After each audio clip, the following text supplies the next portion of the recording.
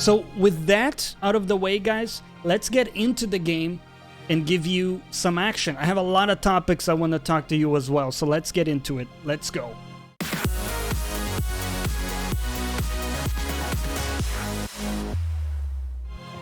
Yes. Risk of Rain 2. Challenge completed, right? 10 out of 10. Skins. Beating the game with every character in the hardest difficulty. Hello. Let's get started with a little mercenary action. What do you say?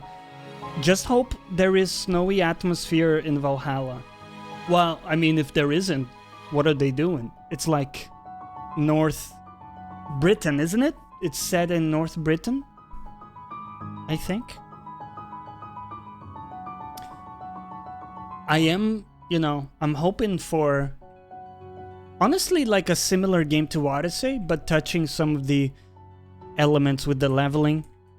You know, oops, let me bring back the volume in the game. Like, honestly, the leveling was very problematic for me in AC Odyssey. I don't know how you guys felt about it, but it kinda... basically, let me explain my use case. I'm someone who had a lot of games to get to, okay? And what I wanted to do was play the main story and almost ignore the side quests because there were so many of them. They didn't seem that fun for me personally. But the game isn't made with that in mind. It doesn't work like that. And the main problem with that strategy is that you need to be the same level of the quest to like be able to kill enemies effectively, right? Otherwise it's a slog.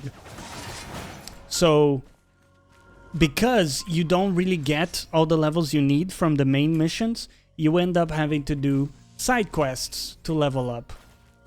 And it got to the point where for every main mission, I had to do 3 or 4 side quests. And it was only getting worse the more I progressed. So after 60 hours, I was only like 50% in when it comes to story. I had killed like thousands of enemies in game.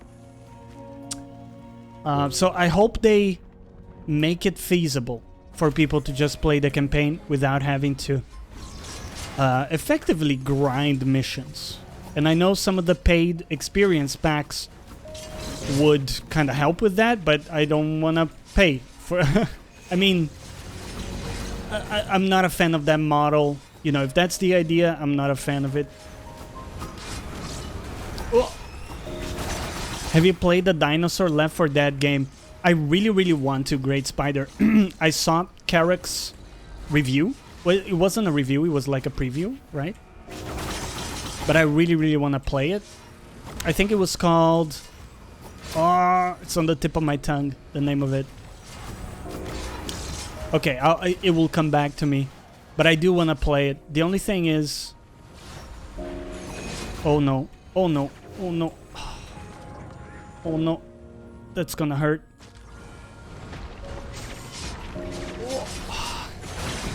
Please, Lord. Oh no, no.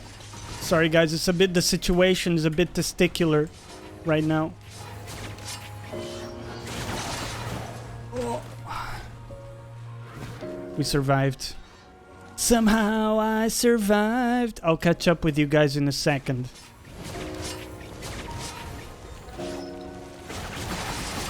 Oh, all right. Let's see here. There will be snow in Norway. And then there will be one biome in England that will be snowy. Is it so it takes place in Norway as well? It's not just North Britain. I'm hoping for some good sea action. You know, like one of the things in AC that I loved was the travel, the sea travel. Is it, do you call it sea travel or is there a different name? You guys understand what I'm saying. Second Extinction. Yes. It looked really fun. By the way, do you guys know when that's coming out? Yo, we got crit glasses? Don't mind if I do, buddy. And you know what? We'll grab the drone as well. I mean, we got the cash. Might as well do it. And we're getting out of here minute 4. It's okay. It's not too bad. First act will be in Norway and the rest in England. So that kind of reminds me of Vikings. Have you guys watched Vikings, the TV show? It's actually like a really good show, Vikings, if you get a chance. Right. I think anybody who's seen Vikings either liked it or, you know, maybe it wasn't for them, but it's like quality, good quality. I really dig the two main actors, the one doing Ragnar and the girl doing Lagertha. And I forgot their like real names, but they're probably more famous by the character names anyways. I happen to follow Lagertha on Instagram, of course, and I gotta tell you, it's worth following. We'll just leave it at that. I have to write some nutrition plans. You know what, Colo? I picture you sneaking into people's apartments and replacing their butter with humus or something healthy like that. Imagine how cruel.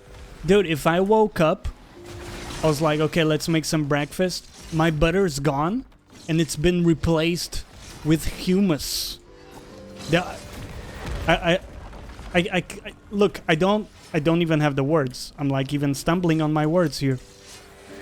I don't really get angry that much, but that would be like an existential alert. It's almost like DEFCON 0, you know? He's the real fruit ninja. I'm a humus man. I annihilate butter and give you healthy shit. Leave my butter alone, man. It hasn't done anything to you. It hasn't hurt anybody. I mean, I guess it has for people who eat it too much. But I'm just saying, you know, let me have my butter. Let me have it, man.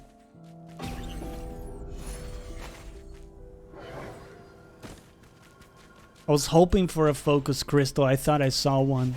Yeah. The game is like teasing me with it. Like, oh, you thought you lucked into a focus crystal? Nah.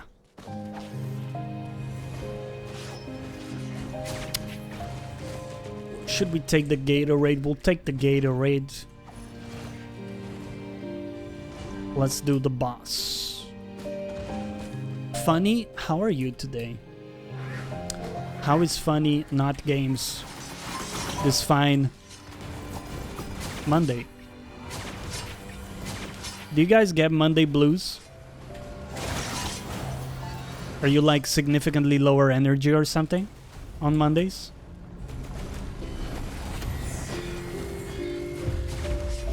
Because what happened, I often find it that I'm pretty tired already on Monday, and then I think like, my dude, the week has barely started and you're already tired. What's going on? What's going on? But then like when Tuesday comes around, I feel actually better, you know? So I think there's something to that. Don't know how it works necessarily. Is he doing the suck? No. Okay.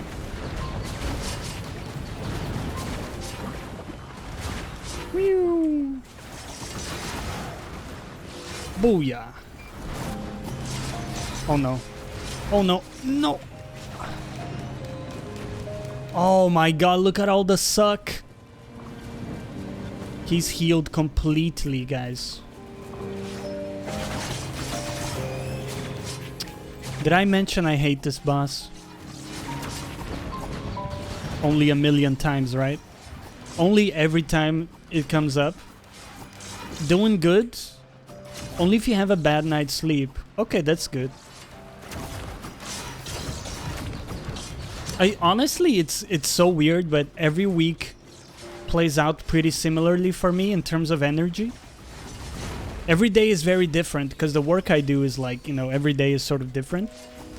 But when it comes to like energy levels, Monday is pretty low. Tuesday, I'm popping. Wednesday is a little tough. But I'm already like, I got the feeling that I'm approaching a checkpoint on Wednesday. And when it comes Wednesday night and we're doing the stream, I'm popping, dude. Because I've already made past the initial part of the week, which is always the hardest. And I'm super pugged up, usually. And then, dude, Thursday is all go. Thursday is like easy. Because it's so close and we got a wedding band. Let's go. Let's get out of here. Thursday is like easy as balls because it's almost Friday. And it's typically already like a lighter day at work for me. Master Relic. What's up, my dude? Welcome back. And then Friday. Do I even have to explain Friday to you guys? I don't think I do. I'll give you the benefit of the doubt. You understand how it is.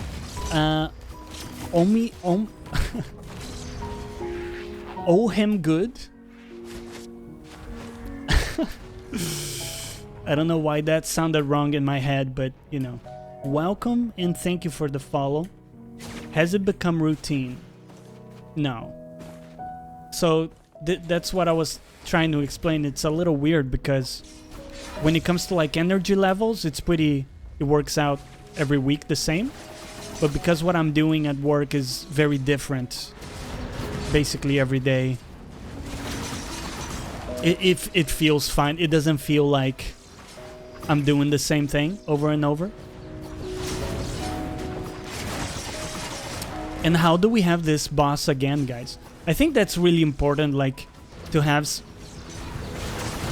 something that challenges you at work, right?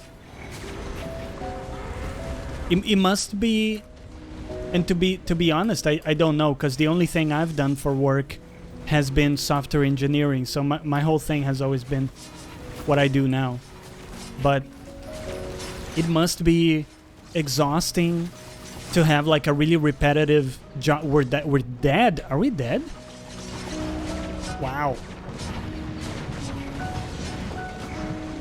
Let's live for a bit.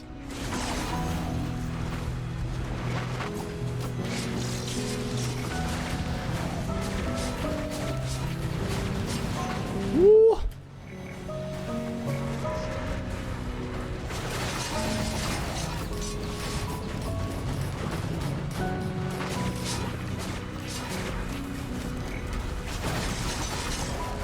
Oh no. Oh, what a disaster.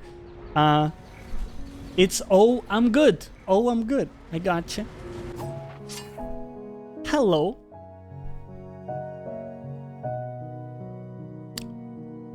It does probably hurt some beings. I like to be the voice for the voiceless. Probably a topic for another time. I'll see you later, Colo. Take care, my dude. Let's go, how about a loader run, guys?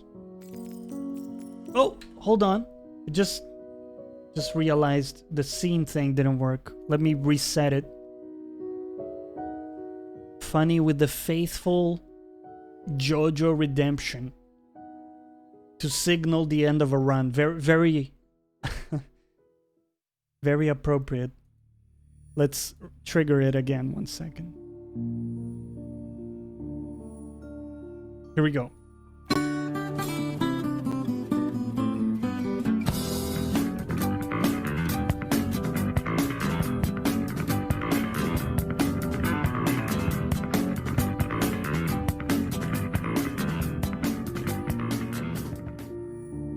I didn't do what I wanted to do. I was gonna do one thing with my hands, but then in the last second, I changed my mind, and then I ended up not doing anything. So I'm sorry about that. We'll do better next time. All right. New run. That was just warm up, just practice. Also, let me bring up my no Jojo, no Victor. Exactly. It's necessary. You know what? I haven't finished Jojo yet. I'm in the last season and only have like 10 episodes left, but I kind of, I don't know. I haven't been in the mood as much. And to be totally honest with you, the last season hasn't grabbed me as much as the others. It's still good, but I don't know, for some reason it doesn't speak to me as much. I think like the third season was incredible. Oh, we need $1? $1 was incredible. The fourth season was very good. And in the same way, the second season was also very good. But the fifth one is not really doing it as much for me.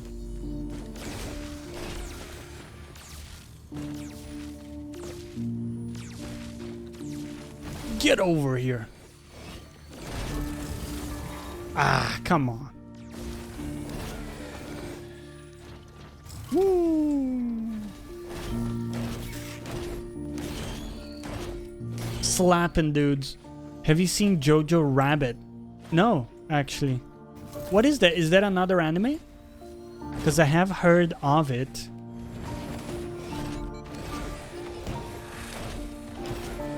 But not sure. Woo. Any more chests for us? We do have an equipment. I meant to do that. I meant to do that.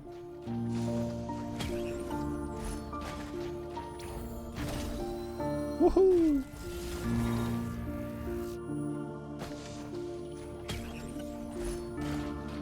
Okay. Not incredible, to be honest. But we'll make it work. But also, guys, there's a lot to talk about, a lot to catch up on. I've been playing Mafia, as I told you, and I'm in the very end of it. Very, very end. Probably like one or two more missions. And I gotta tell you,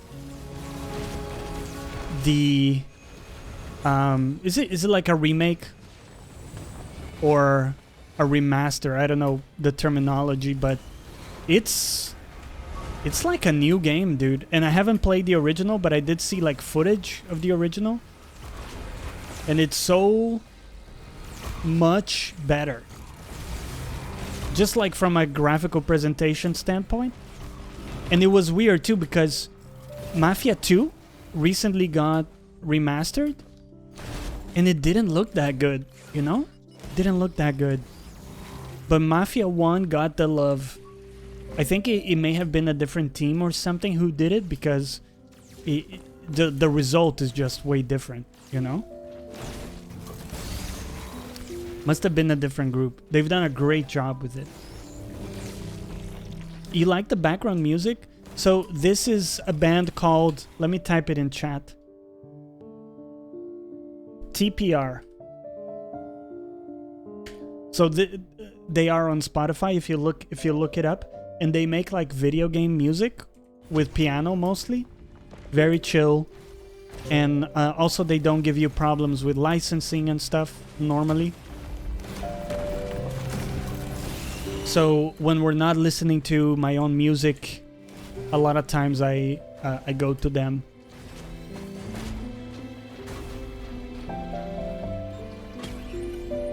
Woo.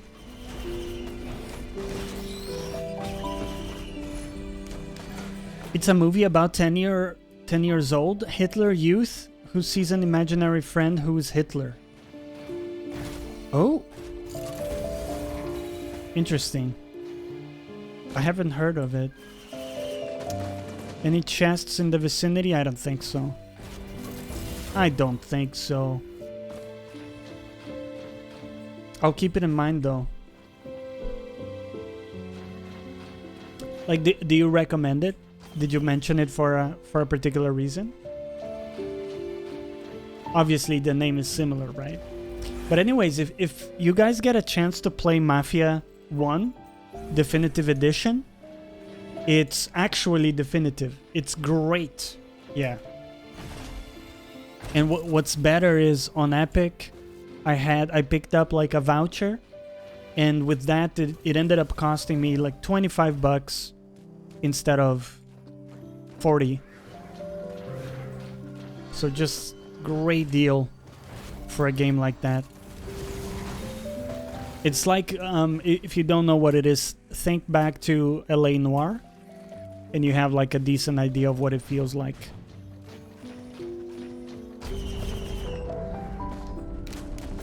Just the JoJo name reminded you? Yeah. Actually, you're not the first person to mention that, given the names are so similar. Congrats on the 10 out of 10. Thank you, Shed. I saw you playing the other day, dude. I had forgotten you're also playing the game, but we should do a co-op session someday. That would be fun, man.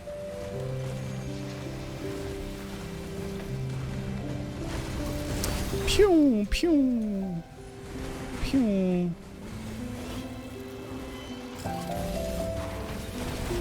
Pew. Oh my god, the momentum keeps going. It's so ridiculous. Booyah. How have your runs been going, Shed? Any wins lately?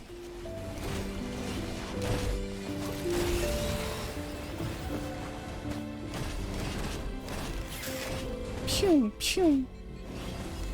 Pew.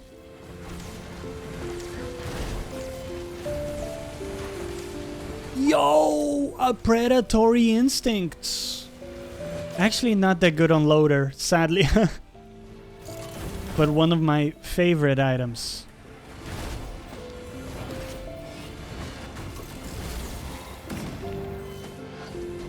And we got a portal as well.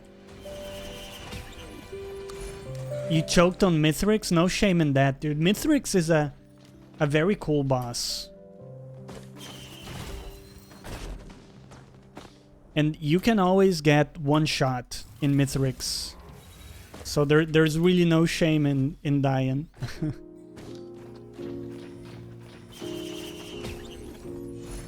Yo, Hoopo Feather. Have only unlocked the Monsoon skin on Huntress. That was also my first. Yeah. Huntress is such a good comfort character. So good.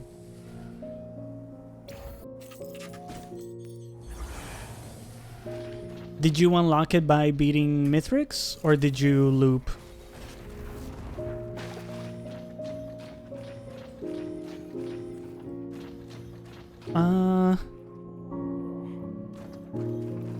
Not gonna grab that. Basil, hello, buddy. Yeah, hello. It's okay, buddy. You're a medium cat. Let's go to ice stage. By killing Mithrix. Good job, dude. Good work. I think it's a little bit easier to do it by looping. So if you wanna like unlock other skins, I would say the easier way overall is looping. But it's also good practice to kill Mithrix.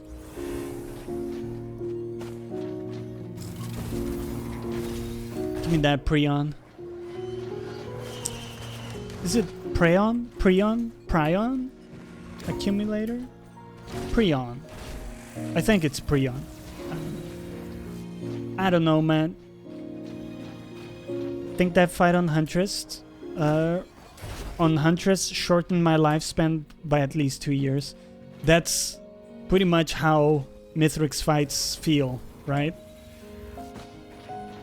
They're very taxing. Very intense clench.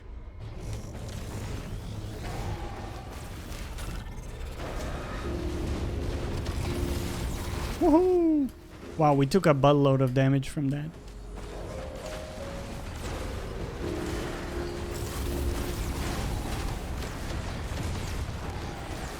One thing that I kind of learned on some of these bosses on Loader, bosses where like really punish you if you lose your momentum or if you have a lot of enemies that can hit you in melee range. One thing that really helps and that I didn't do there is saving your M2 for after the utility skill. So to restore your momentum. So you do this, our momentum is gone, and then you restore it with the M2. You also get out of dodge, right? Get out of the area of damage like this. Oh, I forgot we have double jump. Yeah, okay. It's actually super good.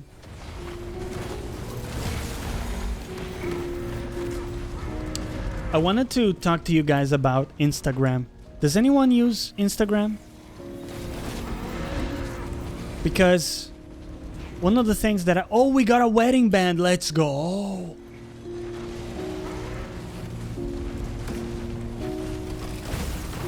Because one of the things that streamers always tell you is that you have to use every platform, right? Oh, you gotta have a presence on every platform and like get people from one platform to another. But honestly, I don't see a direct transfer from Instagram ever.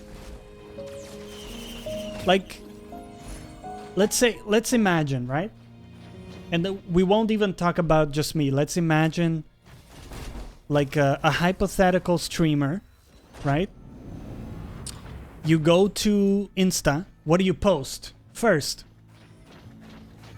If just being very honest, if you're not cute or very attractive, like what do you post? Right? Like in my case, I post pictures of my cat and my gear. It's not really like, I don't know. It doesn't feel like it would make much sense for me to like be posting selfies in there. But then in a case like that, right? Let's say you post a picture of your cat or your pet, whatever. How is someone that finds you on Instagram, they don't know who you are, right? They just see the picture of your pet. How in the fuck are gonna make the move from there to your stream? What's the transfer strategy? You know? Like it just doesn't make sense. I don't think it happens. I think it works if you're someone who's attractive, right? You go on Instagram, you post a picture of yourself, and people are like, yo, I want to see more of that person. Or maybe you're very charismatic and you make like cool Instagram short videos or something, right?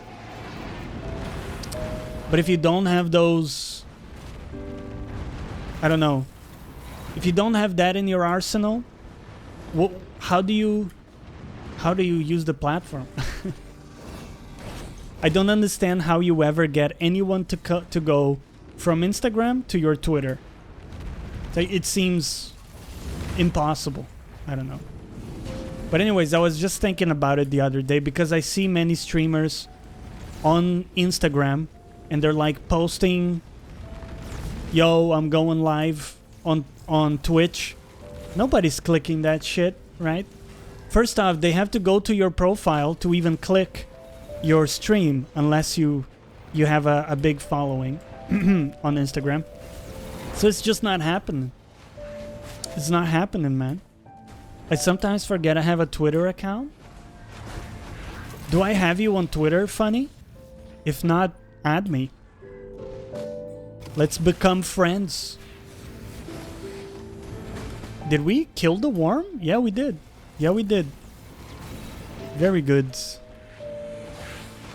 Very positive kill.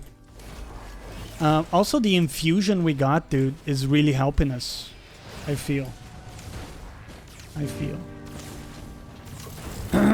Boss is right where the legendary is. And how much is it worth? $2,400.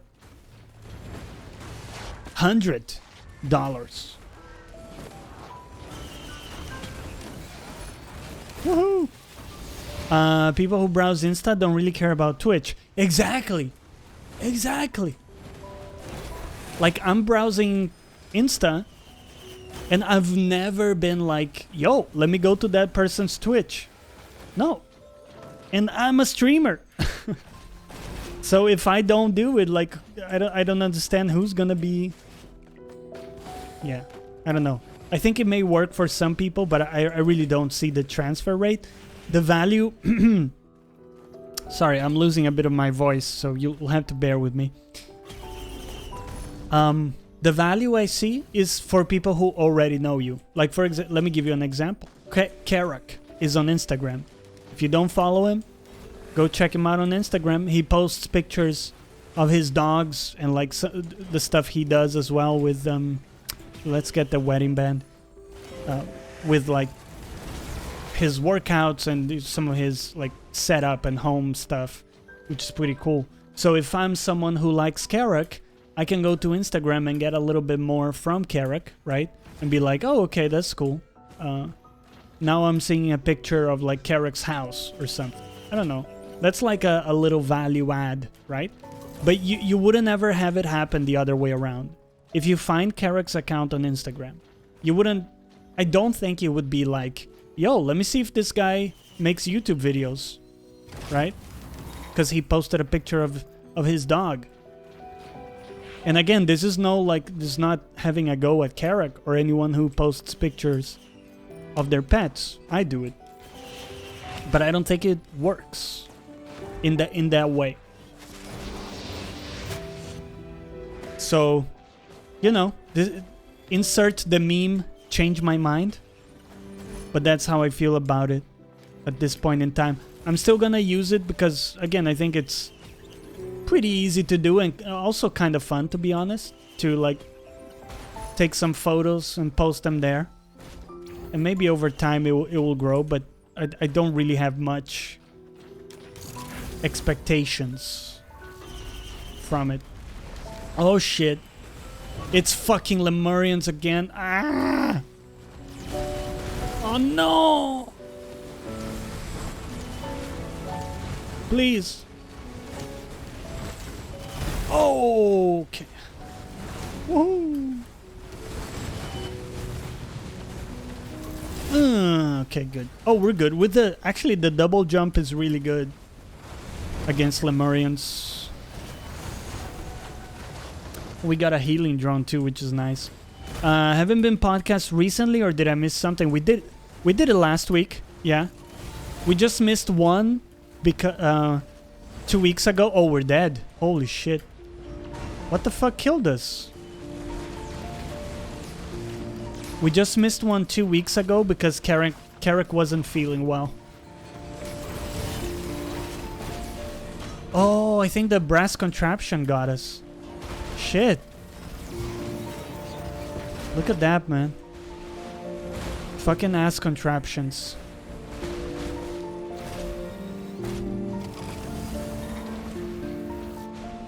Alright, let's grab the legendary and do the boss.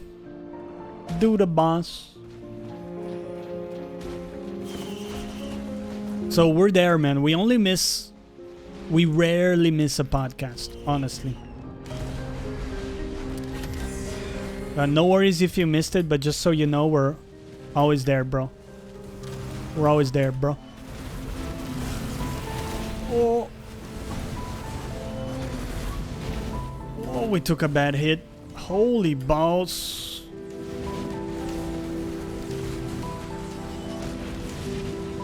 Woo! Woohoo!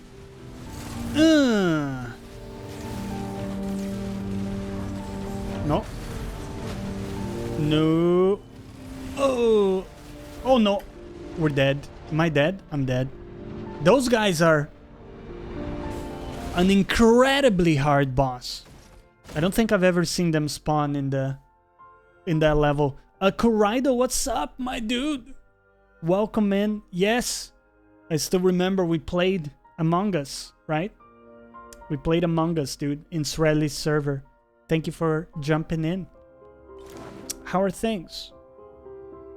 How are things? I'm working on a new song, and I got my friend Jill, who, by the way, if you don't know Jill, she does amazing art, right? She did our Be Right Back screen and our panels, which you can check down below.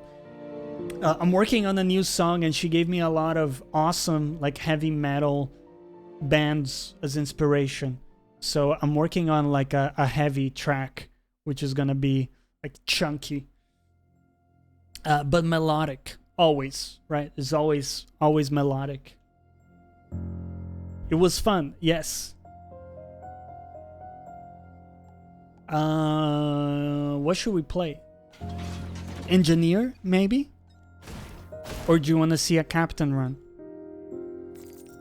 Heard Final Fantasy 7 pieces in the background music? It's a good year you got, dude. This is TPR on Spotify. They do amazing covers of video game songs. They've done like Persona, Final Fantasies, and they're always excellent. Excellent. This is the kind of stuff when I want to focus, or, you know, if I want something like quiet and soothing. I love this sort of stuff. Just like solo piano.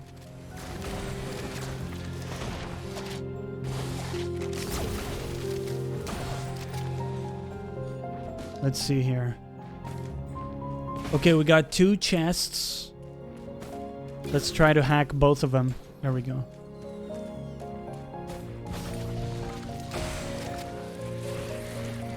Woohoo! By the way, where are you from, Corrido?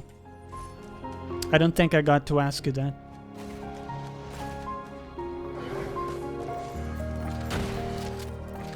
You had like a cool accent. I couldn't place it though.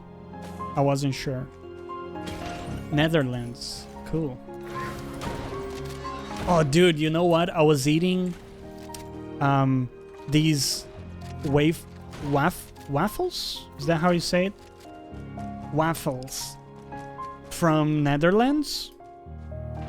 I forget the name. I think it was like truffle waffles, something like that. Which a friend from the Netherlands told me it's from there. And I love that shit. I have it with a bit of coffee in the morning sometimes. And it kicks me off, dude. Kicks off my day. Stroop waffle, thank you. Stroop. Stroop. I don't know how to pronounce it. Stroop waffle. Stroop waffle. But yeah, it's excellent.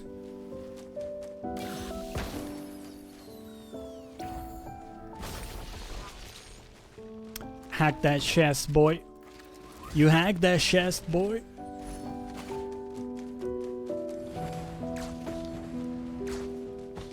So anyways, long story short, I don't think Insta works very well.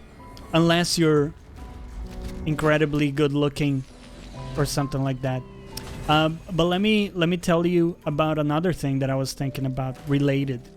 What is a brand, guys? In the context of like streaming, right? What is a brand?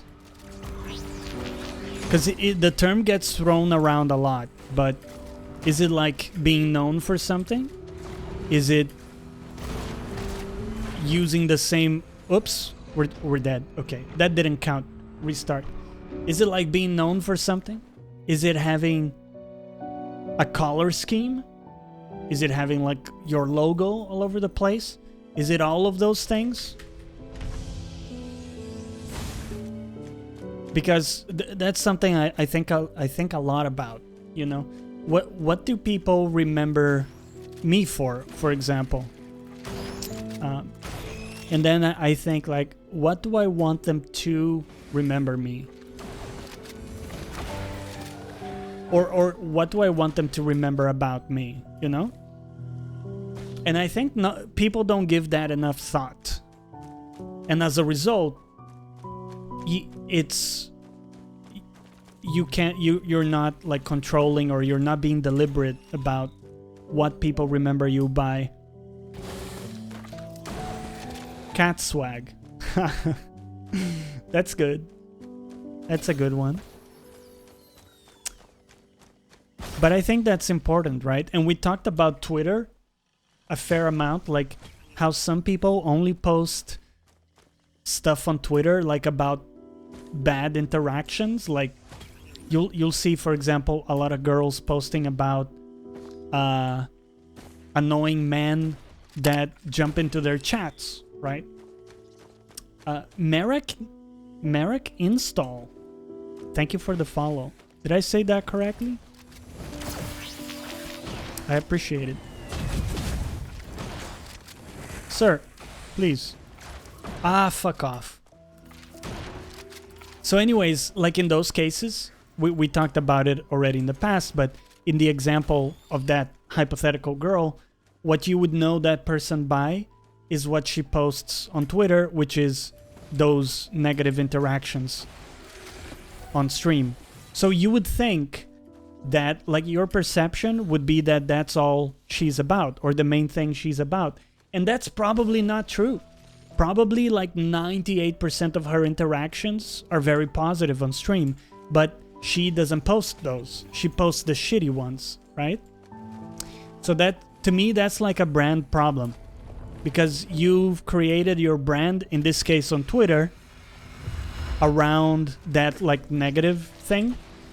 So people who follow you there will sort of gravitate towards that, and you will be getting people who are looking for that kind of stuff. So I think not enough thought is put into, you know, what is your brand.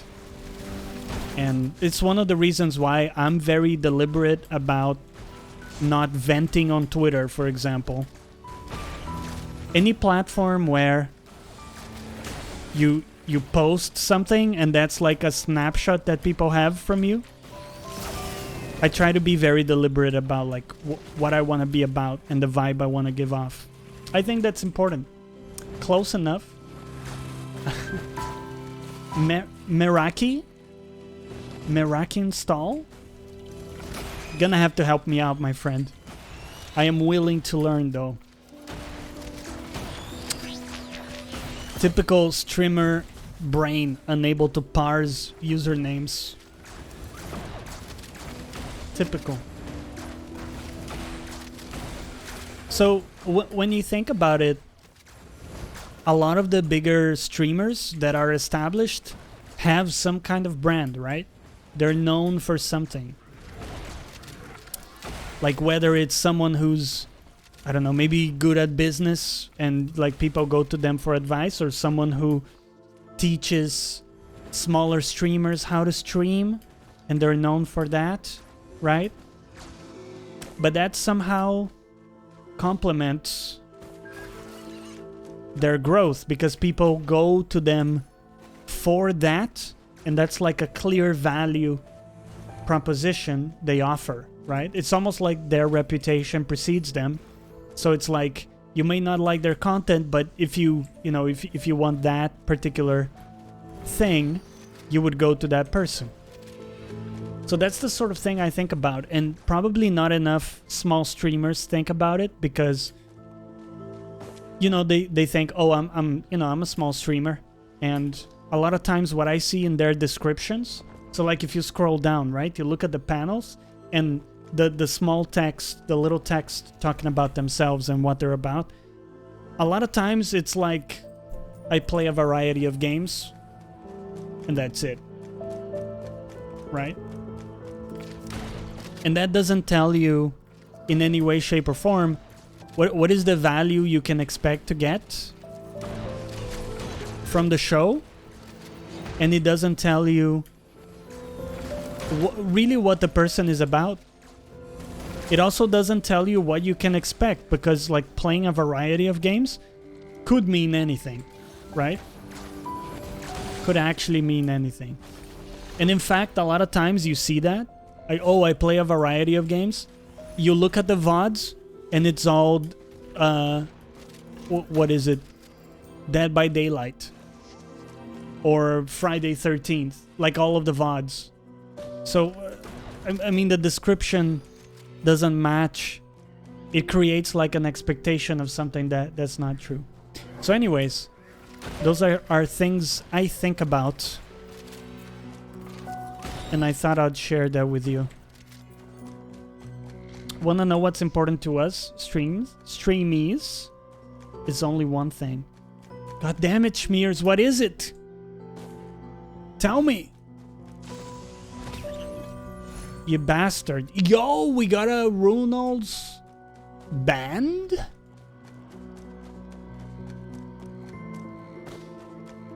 Where's the TP? Oh, over there.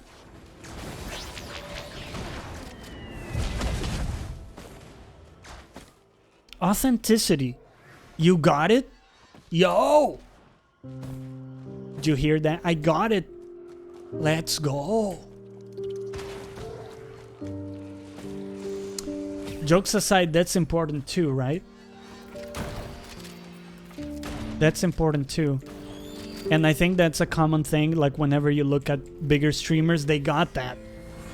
Whether you like them or not, they got like a clear personality, a clear thing, right, going on.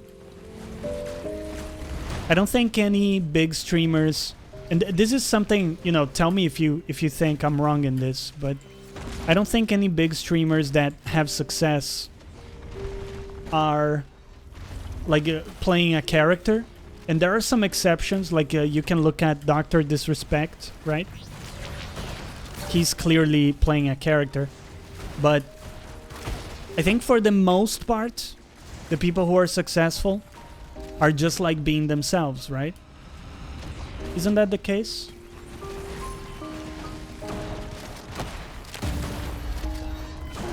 Just like unapologetically being themselves. I gotta tell you this, if this isn't the worst position for a boss, I don't know what is. But we did it.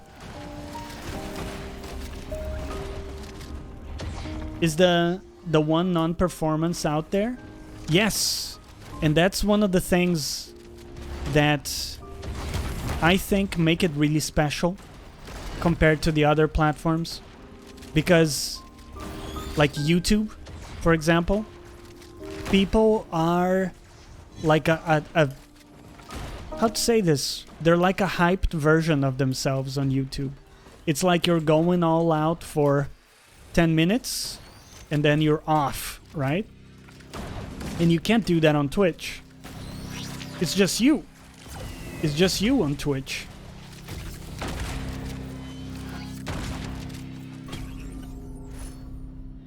Come on, give me something good. Oh, Royal Capacitor, my dude. With a wedding band as well. Okay, I think we have enough gold for that tri-shop over there. Yeah. We'll take the hooves.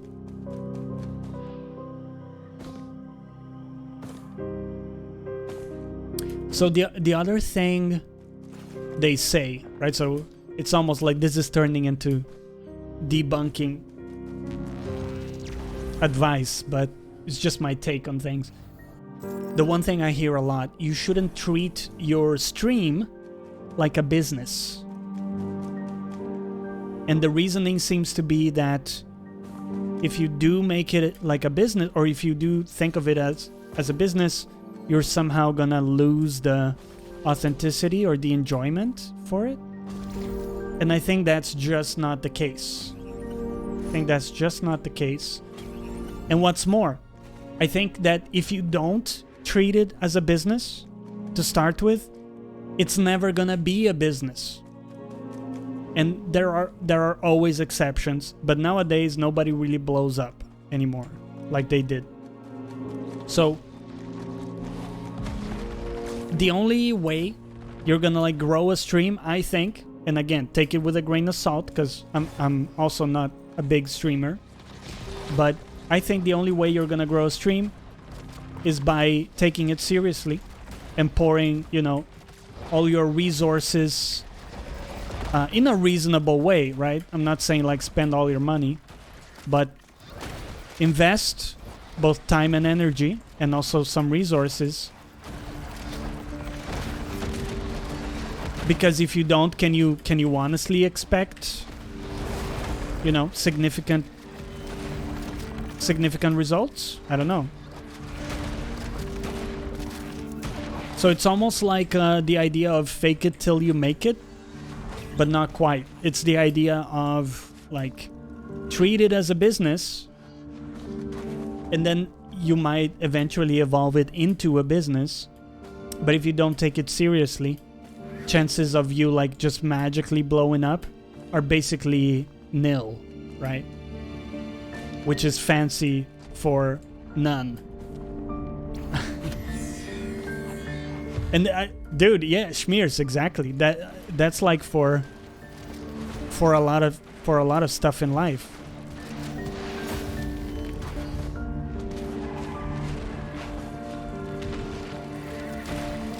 And don't come to me with the argument of if you don't try, you can't fail. That is bollocks, right? If you don't try, you've already failed. It's the opposite. So people who are like, oh, I'm too cool for this, and like pretend to not try and not care, get out of here. I'm not interested, dude. I'm not interested. Go sell your horse shit where they buy it, you know?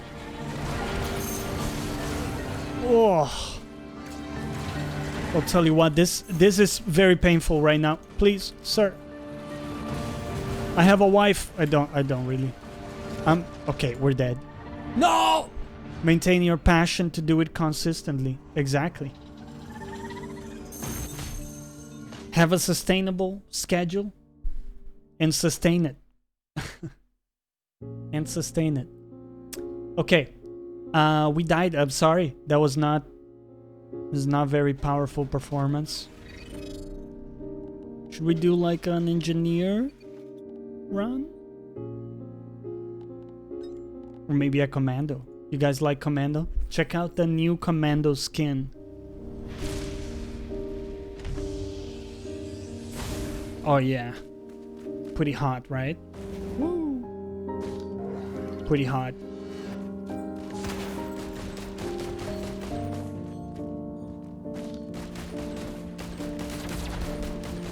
Pachum, pachum, pachum.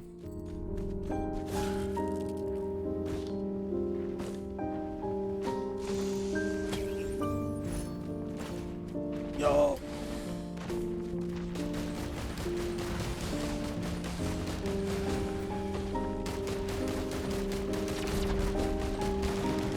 Get wrecked, sir.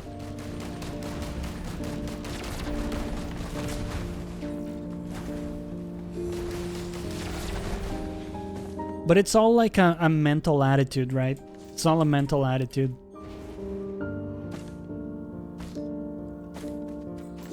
The attitude of like being a learner and always be looking to improve.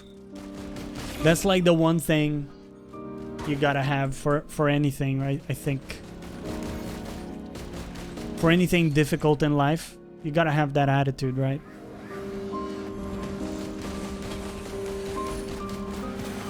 Yo, get out of here. Get out of here. In fact, did you know, this is like an interesting stat. It may be obvious once you hear it, but I hadn't thought about it until I heard it. And most of the people who buy self-help books or like self-improvement books are people who already bought self-help books or self-improvement books in the past.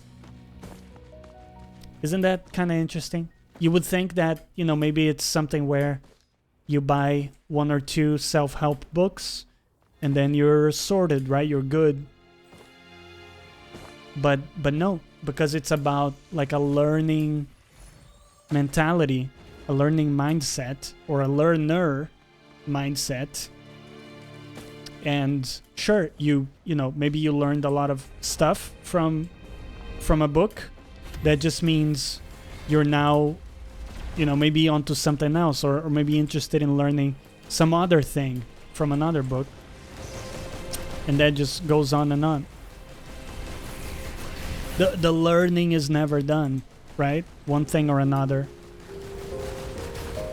It's like I don't want to say it's a lifestyle, but it's maybe a life choice.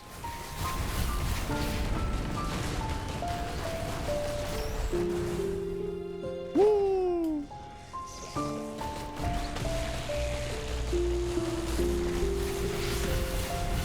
And to me, that kind of highlights the nature, not to get too philosophical on you fucks too quickly, but that highlights to me the nature of life in general, dude. The fact that it's not a destination, but it's a process, right? And it's always changing. The stuff you're interested in, the stuff that's fulfilling, is gonna change. Yeah. But it's a process. It's not like once you know, some people maybe think like, oh, when I get that dream car or the dream job, I'm set, right? I'm just happy forever. Where's the mind blown effect? Oh, dude, that's such a good... Hold on. Schmears, that's actually a great idea, dude. Hold up. Let me note it down. That's actually like really good. Mind blown effect. Like something you guys can submit where it's like, right? We should have that.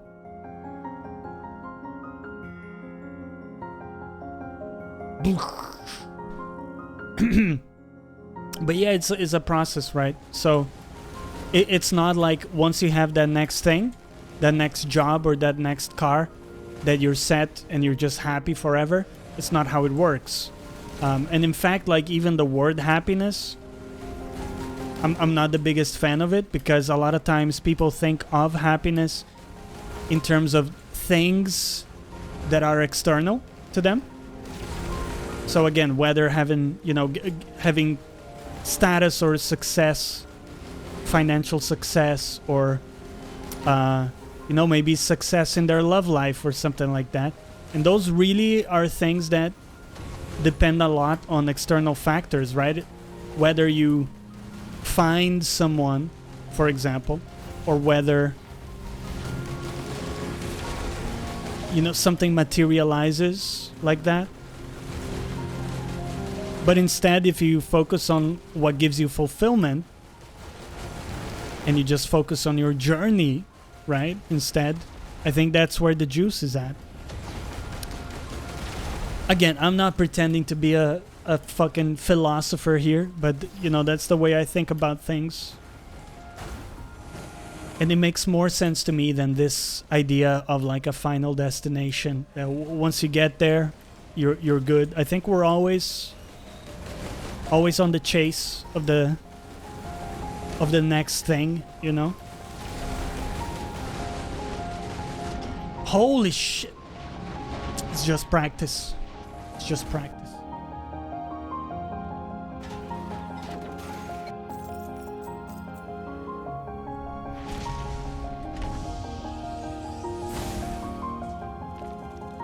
Yeah.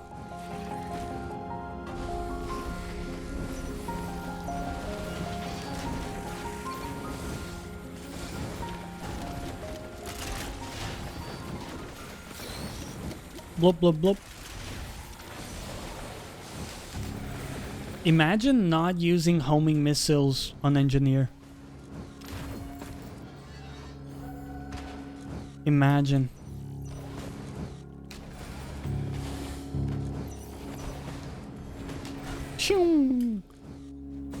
It's homing missiles, and some people give them away to have like a protective bubble.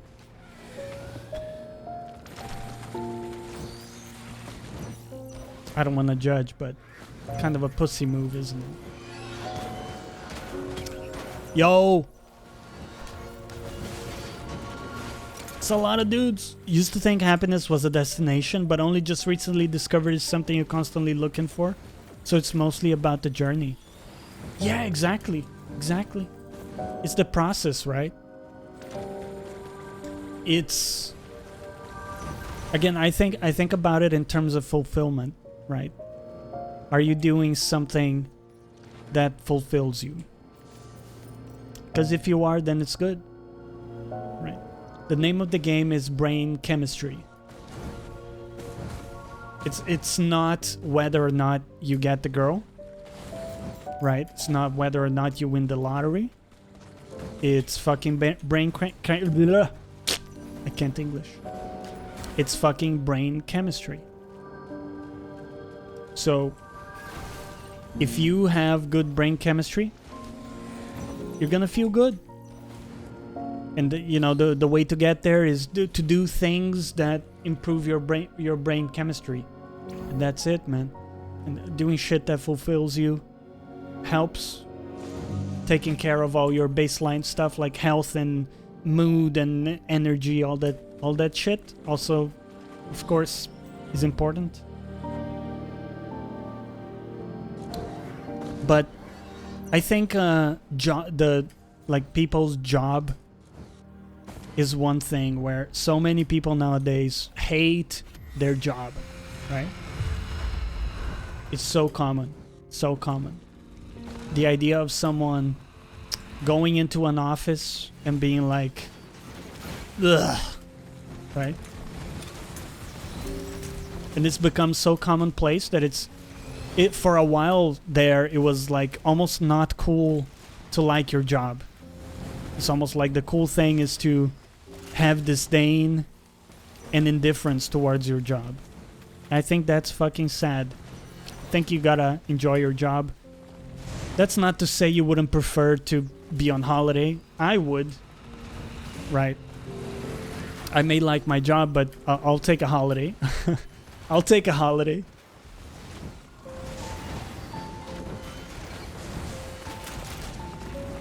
Woohoo! But if you go into work and every day is like, ugh, I think that's a ticket to a miserable life. Because that's like a lot of your day, isn't it? Like 8 hours every day, if it's full time. Imagine that. Imagine hating your life. 8 hours of every day, guys. That will destroy a person, I think. And then the other thing too is the little interactions in your day are kind of like that as well, because your day is comprised of those small interactions. So if every one of them is kind of negative, then it adds up to hours and hours of just like negative interactions with people, your significant other.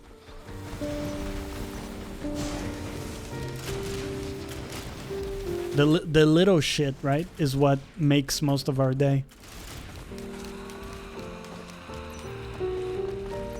Yo. Rockets, please. Blub, blub, blub. Got him. We got him. Let's get out of here. These Final Fantasy VII themes are making me hella happy right now. Hell yes. This is comfort music for me, man. You know, like comfort food, where it just feels good? This is comfort music for me. Because I know the tunes so well, right? Like straight away, in the first notes of the song, I'm like, oh, okay. This is that theme song.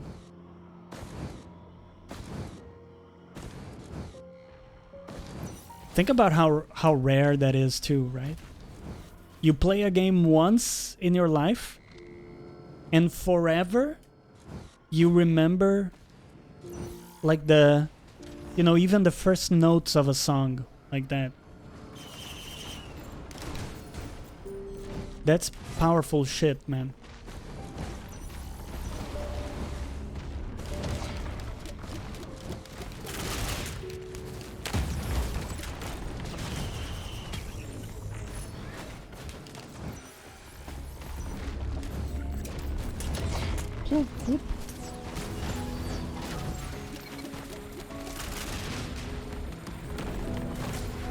Our damage is not amazing. We didn't pick up a ton of items in the first level.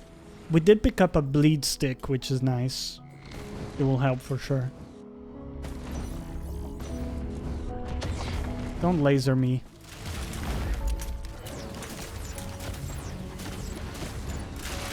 Woohoo!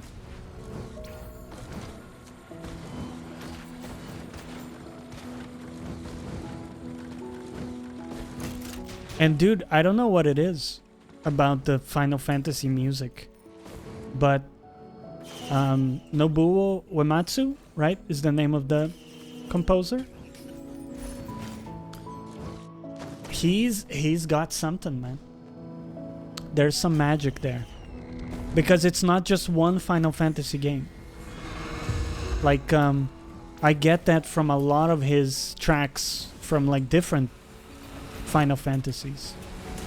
And it doesn't mean I loved every Final Fantasy. I'm not like fanatical of it or anything. I think I've played most... Look at that damage though, holy shit. I think I've played most of them since Final Fantasy VII. I skipped 8, 11, which was the online one. And that was about it. I even played like X2, which was that sort of weird, you know, girl power spin-off, which was weird. Was pretty weird. Although, dude, the end game of X2 was excellent. It was excellent. I still remember the final thing in the end game there was like you had a dungeon. I think it was like a dungeon, and you descended floors, right? And each floor, I think it was like randomized enemies or some kind of like procedural generation enemies. And you had to go down 100 floors, and you only had like a save point every certain amount of floors. A legend indeed. Went to an orchestral performance in Amsterdam last year. Whoa! Played X to death. Didn't get very far. Yeah, X is just a classic, right?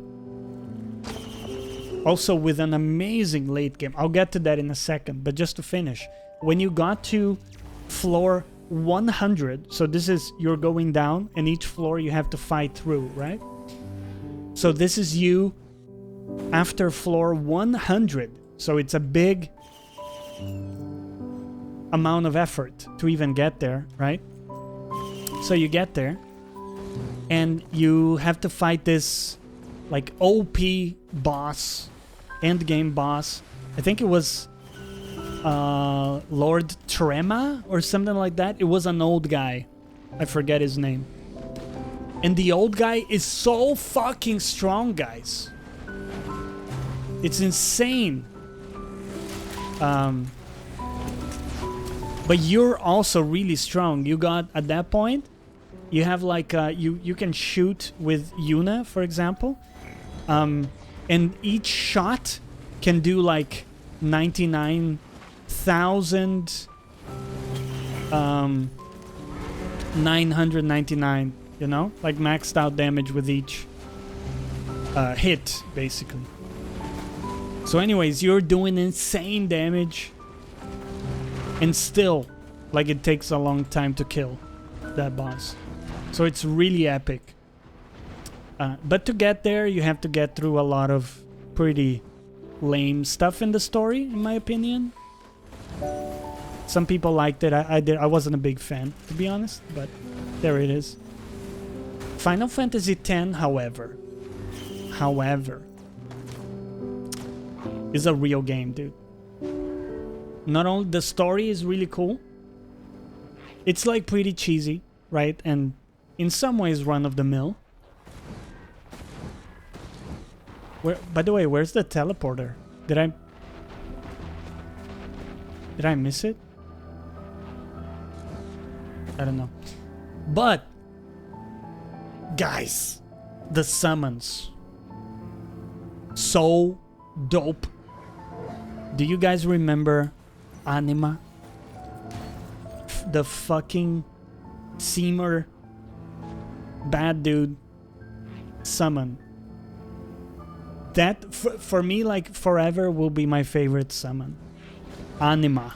And I'm trying to remember if I saw it in other Final Fantasy games. It may be, like, unique to that one. But, dude, when you do the turbo, the limit break of Anima, his overdrive... Dude, it goes like... Because so Anima is like this on the surface, right? It's a big, like, chained monster. Yeah? So, like, all the damage she does is, like, psychic. So she goes, like... And that does, like, a burst of damage. I'm assuming it's a she, but I don't know.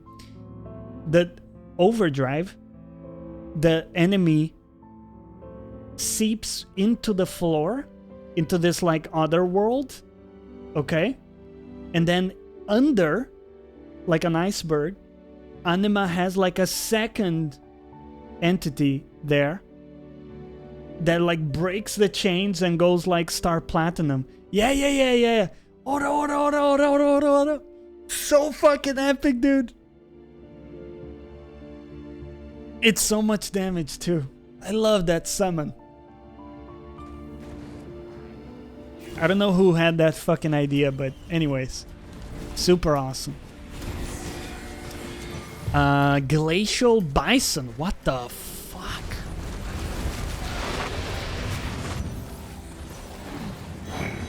Okay. So anyways, not only that, but the end game is fantastic in that game. Like, to get the ultimate weapons for each character, you have to do these crazy challenges that very few people actually, you know, were able to get, I remember.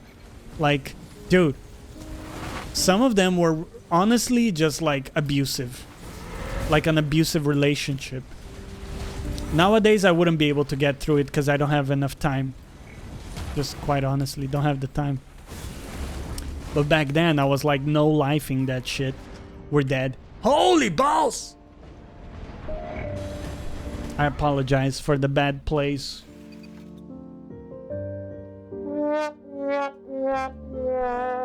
It's Monsoon. One mistake and you're out, man. One mistake and you're out. What was I saying? Yes, the late game, right? So the late game, you have to fight like dark versions of each summon, each Aeon. And even the first one, so you like the first one, the bird, which is supposed to be the weakest, is already like one-shotting you, right?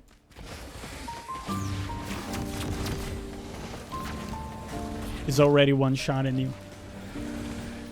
So then when you go to like Bahamut and some of the others, it's like ridiculous. Like, what are we doing?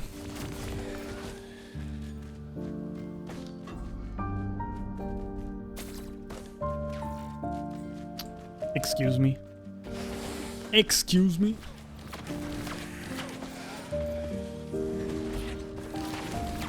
Pew pew pew. Pew pew pew. But it's so worth it, dude. The satisfaction. And guys, when you beat all the Dark Aeons, you gotta beat the final boss of the end game, which is optional. So it's an optional boss called Penance, right? Yo, dude, the Dark Aeons were not fucking around. Penance on top of the airship. Dude, that fight took ages. And again, you were totally kitted out, so your damage was ridiculous. But the amount of life Penance had, let me put it into perspective, okay? Because I replayed the game when it came out on the remaster edition on Vita. So I had it on Vita and on, what's it called? On PS4. So I actually bought them in like both because I wanted to play on both of them. So I would go like, when I was home, again, I was no lifing this, right? When I was at home, I would play it on the PS4. And when I was going to work, I would play it on the commute. On the train or whatever.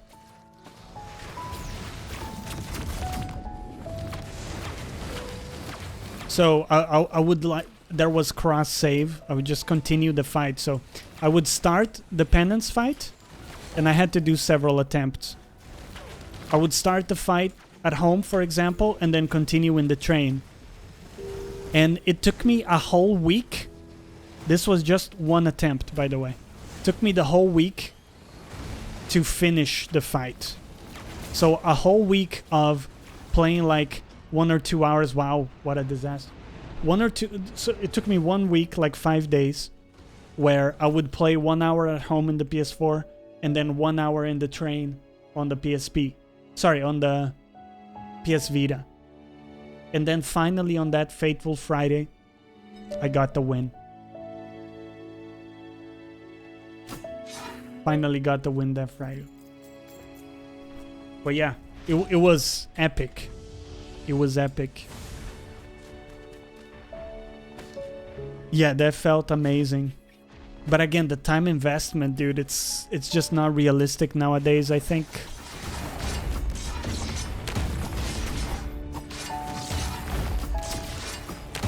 So, I cherish the memories, but I think those days are like behind me.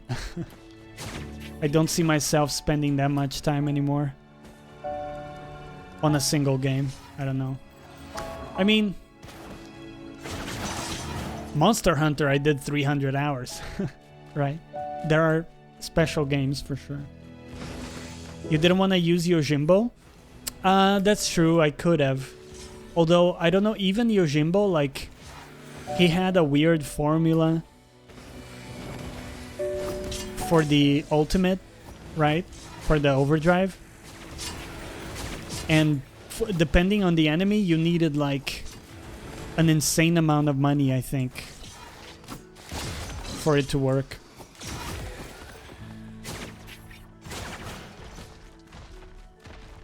Dude, at the time, do you guys remember the fax? So this is at the time where you would go online and you would look up a FAQ. And what that is, for people who aren't old enough, is like a Word document, right? Or like a text document with all the nitty-gritty details. Like a full guide on everything for the game. Game facts, dude. Exactly. Game facts, man. So you would go there, right? And this is like the Bible. So you're reading this shit. You're drinking it like it's the fucking holy scripture. And you're like, okay, it says this in the Bible. And in the Bible I read, it said something like... it had like a formula, like a mathematical... I'm not kidding you. It had like a mathematical formula for the Yojimbo summon.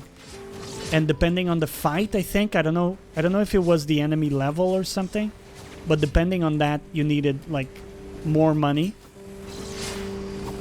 to get the insta kill with the overdrive.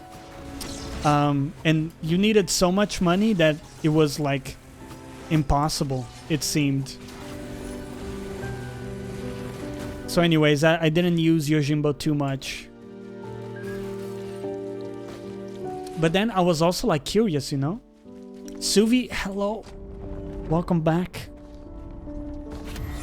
Suvi, how are things? How are things?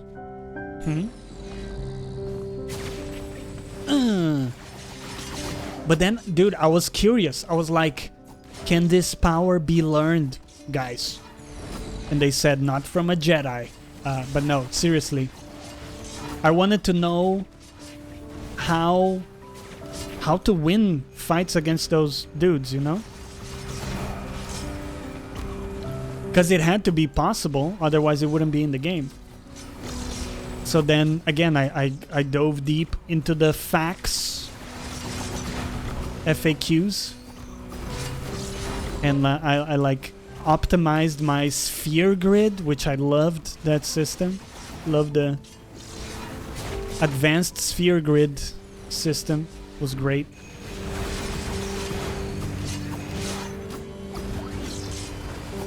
Woo, woo. You're dead. Goodbye.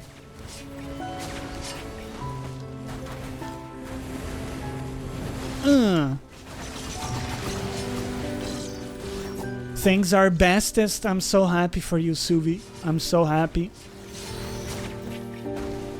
You deserve it. Some joy this year, yes. We need a lot of that going around. I'll have another serving of that, thank you. That's what she said, right? No, but seriously.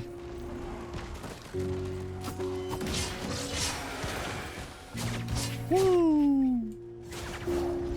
Do we have any itemization over here?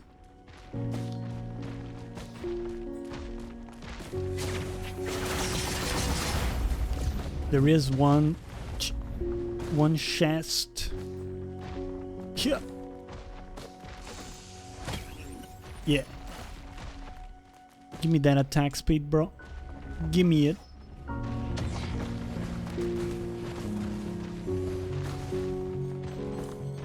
Gonna visit Germany as soon as I can, probably winter vacation. Nice. Is traveling already open over there, Suvi? Because things are kind of closing down in a lot of countries.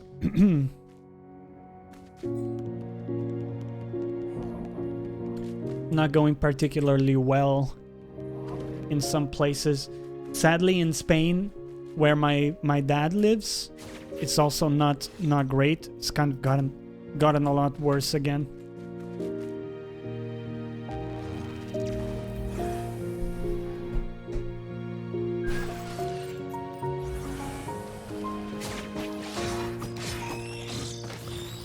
Woohoo!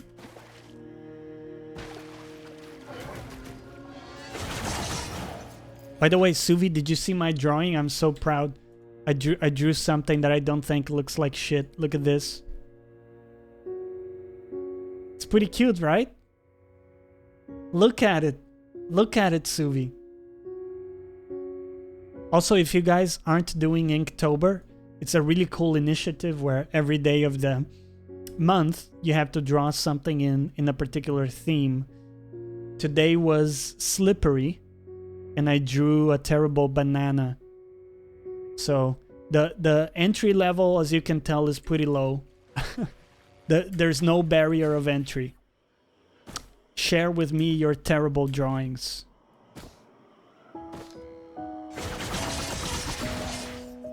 Woohoo!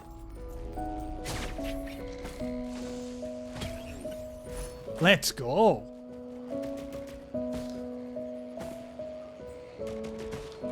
So, dude, have I told you at least 20 times about the Cyberpunk lore book that I got? Because if I haven't, let me do it another time. It's amazing. I've been reading, and by the way, somebody asked me the other day, "Oh, how long is it?" Right? How long is the book? And I thought it was something like 60 pages. No, it's almost 200 pages. I don't know why. In my head, it was like way smaller than it is. but it's almost 200 pages of super high quality, like really well made shit. And I'm learning all kinds of backstory for like the wars and stuff that precede the 2077 year. You drew that well? Forgot to say.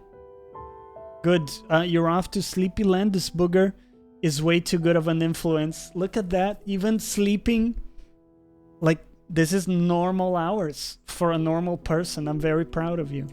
Listen, enjoy the rest of your week, and I'm rooting for you, okay? Don't do anything I wouldn't do.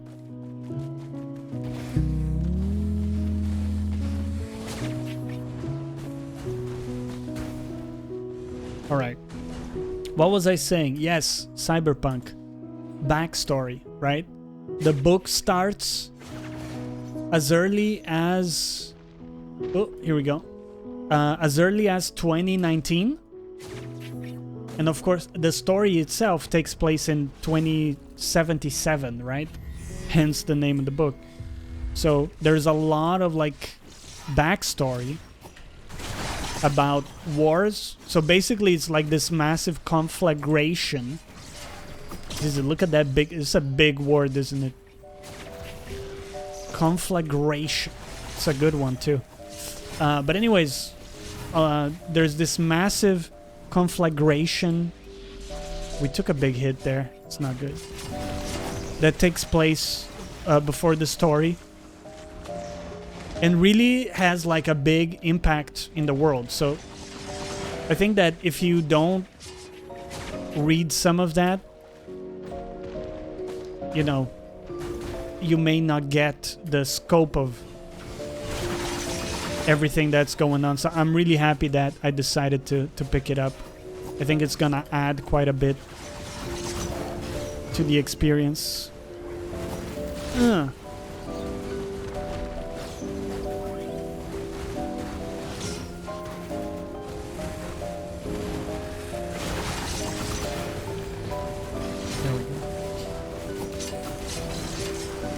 And there's, I love the fake brands they invented and everything. So like, for example, there's a whole market structure with the different weapon brands and cybernetic implants and stuff. You got like high-end brands and you got cheapo. And every brand has like a backstory and like a part of the market they've cornered, you know? A logo. So when you look at the weapons, they have the actual logos of the brands and everything. It's all like, I don't know, it's kind of crazy, dude. The amount of thought put into everything. It really gives you that feeling that someone spent years thinking about everything.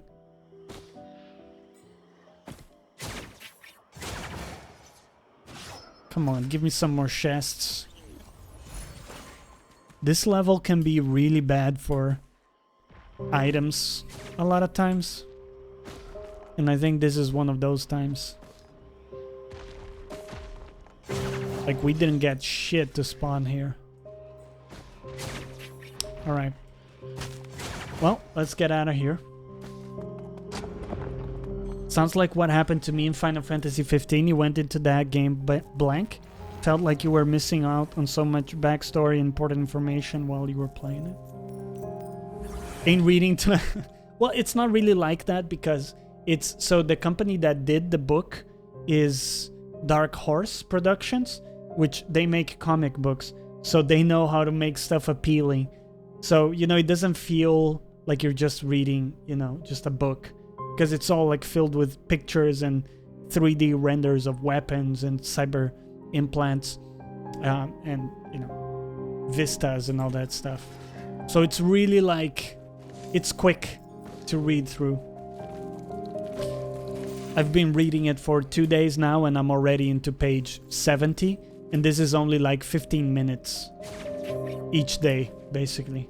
Yeah. It's really like easy to get through. And like interesting, you know? But dude, like it's interesting you mentioned Final Fantasy 15 because that one I also went in without much information. But I actually had a strategy guide for it. I got gifted a strategy guide for the game. But what the strategy guide didn't tell you is that there was an anime movie, right? There was an animated movie that's like a prequel. A prequel? Prequel. Or at least it explains like a lot of the story. A lot of it. And if you don't have that context, it's like, for me, not having that context felt like the game was incomplete, basically. Like, I don't want to spoil it for folks, but the whole thing with the father, there's nothing about the king as a character. There's no character development for him, right? You only get that stuff if you watch the movie.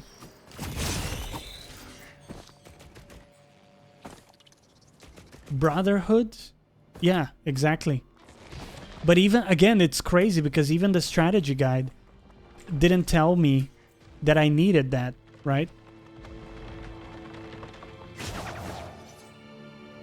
So I don't know if it wasn't marketed very well or what happened, but they really gotta tell you that kind of thing. Ninja, what's up, man? Dude, it's poppin' today. What about you? How was your day?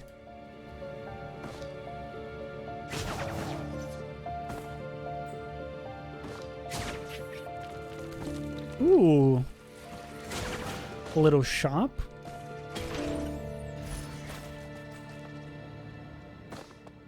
Yeah.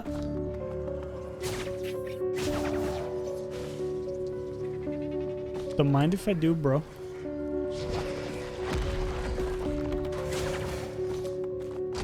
Let's do it. We did get a focus crystal, which is very nice. Huh.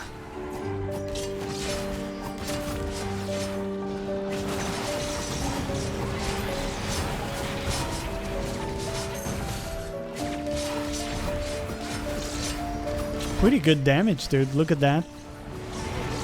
Oh.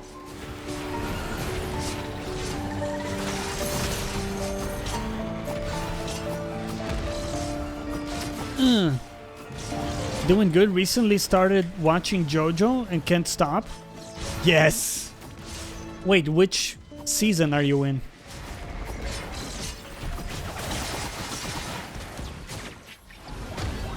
Oh, very good.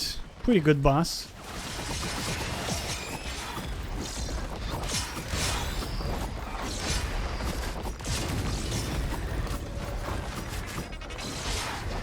You know what, man? I really want to get back into Attack on Titan. But I gotta finish JoJo first. I'm like 10 episodes away from finishing the whole show. At least what's out so far. But there's been so much other so much other stuff. Like The Boys, right? A lot of stuff to get to lately.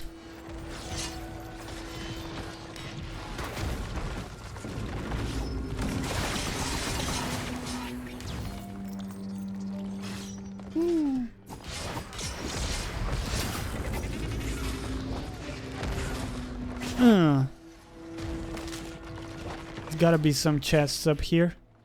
Always is. Just finished part 2, not started part 3 yet. Yeah, part 2 is dope. But dude. Sorry, yeah, part 2 is dope. But part 3 is epic. Part 2 is epic. Because it's like camaraderie, you know? It's the gang.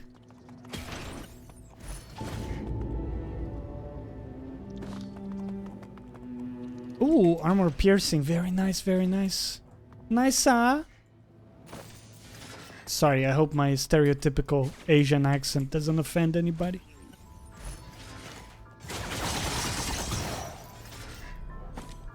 Golden Wind has a crazy ending in a good way. Oh, so you've seen it, Kuraido, as well?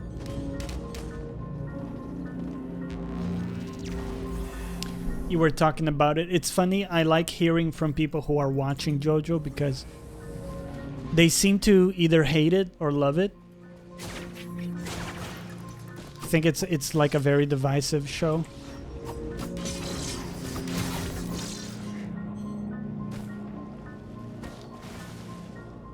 Part 3 is when it gets most bizarre, kind of. I mean, well, it continues to get more and more bizarre, I would say.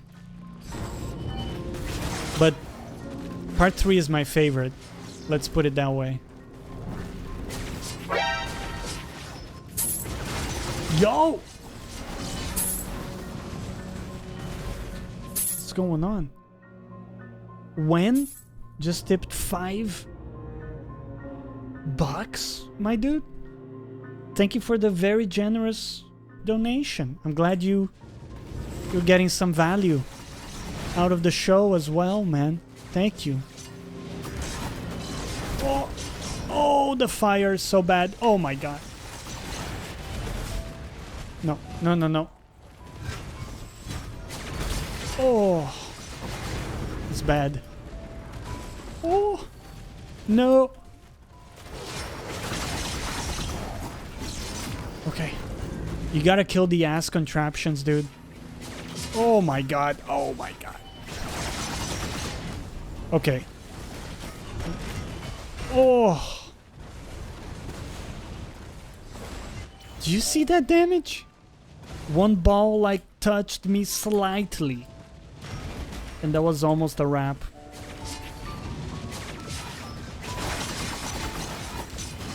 You seen all of JoJo and love it? Dude, what did you... I'm curious now. What did you think of season 5 or part 5? Because it's super weird. I mean, I know it's in the name. It's called Bizarre Adventures and not Run-of-the-Mill Adventures. But holy shit. So have every skin now? Yes, we got every skin, dude. We got every skin. 10 out of 10. Beat the game with every character in Monsoon.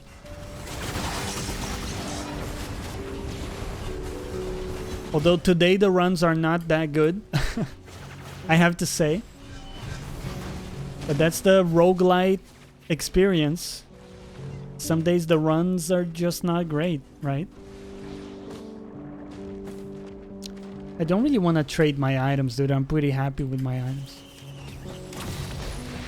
As much as I love a focus crystal, as much as the next man, after 5 seasons, Bazaar becomes pretty normal. Goldwind is still the favorite. Wait, Goldwind? Goldwind. Is that part 4? I get the names confused a lot. I think Goldwind is part 4, right?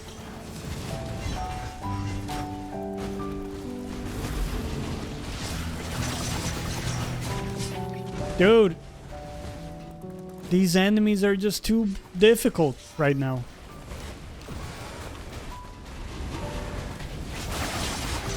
Ah! The brass contraptions, Lemurians. It's the whole shebang.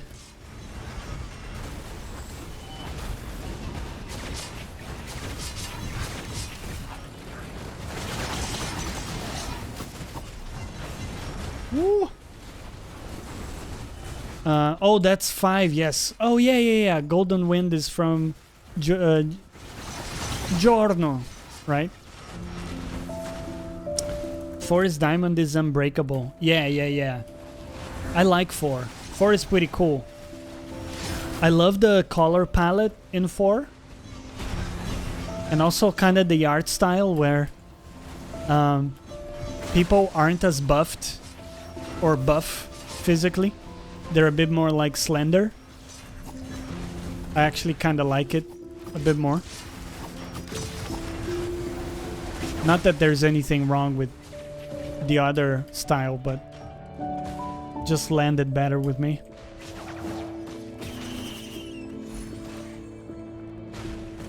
Oh boy, we're almost dead. Ah. Oh boy.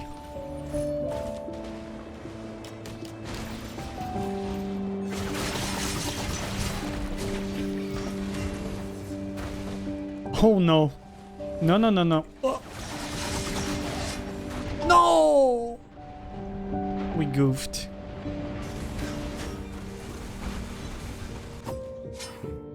We goofed, dudes. Okay, we got time for one more run. You guys have any requests for any particular characters? Maybe some loader? When I first started the show, I was so confused when the colors changed every 5 seconds during a fight. Dude, thank you. Me too. I was like, what the fuck is happening? Like, all of a sudden, it's like reverse coloring? Apparently, they do that in the comics too. Extremely colorful, and the opening theme, crazy. Okay, that theme is so fucking good. Dude, in fact, part 4... for me, has the best music. Crazy Noisy Bizarre Town is catchy as fuck. What is the other one? Break, something like that. Break. I remember that it's like epic. And then in the season finale, I'm not gonna spoil anything, but just the music, that song plays. Breakdown, thank you. Breakdown, right? And that theme plays in the finale, like in the background the whole time while you're getting the closure from the last episode. And I was like, yes, give me that song in a loop for 20 hours. I'll take it, right? So good, dude. I'm not overreacting. By the way, if you think, oh, typical streamer overhyping shit, that theme is that good for me. Ooh, really want that hoof. Gotta be honest.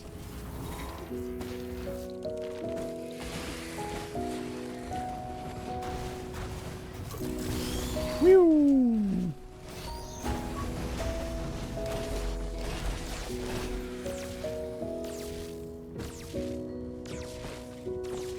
Rusted key. Oh, yes. Very good. Okay. This is gonna help with the double boss. I believe you, Johnny. I've listened to Roundabout so many times. Yeah, it's so good, man. Holy shit.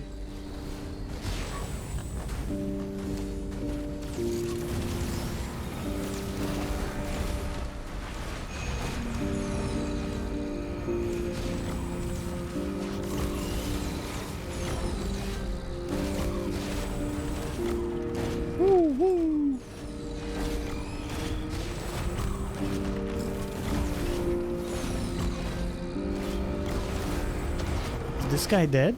Yeah, he is.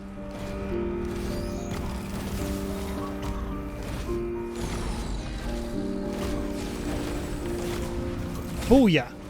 Easy double boss, dude. And double red whip. Don't mind if I do.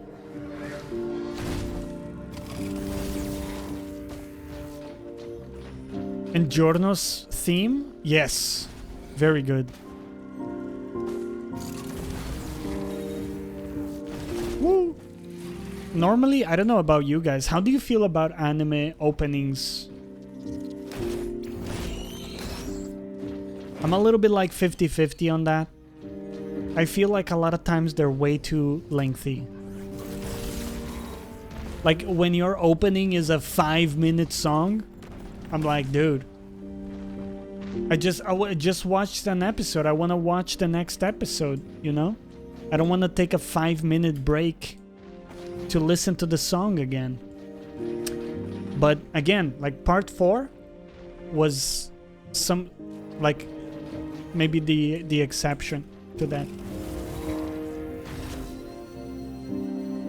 Woohoo!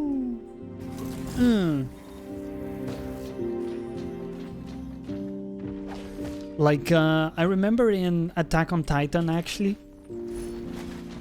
Love the show, right? But the intro is a bit tiresome for me. I find it a bit tiring. So I would actually skip it most of the time. Death Note had a really good intro early on. Did you guys watch Death Note? The initial intro is really good. I still remember it like fondly from watching it with friends and stuff. It's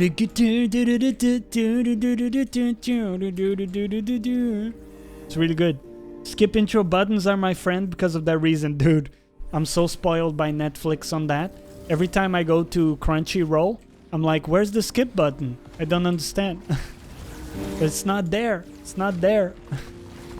Prime also has it, to be fair. It's not just Netflix. But Crunchyroll doesn't. Which makes sense because in the anime culture, I think it's frowned upon to skip introductions or openings. But dude, I'm like, yo, I don't have all day. I don't have all day. Ooh, a lot of chests in this level. Let's do the combat shrine for it.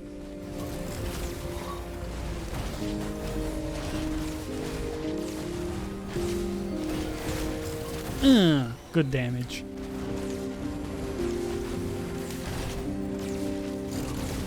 Booyah.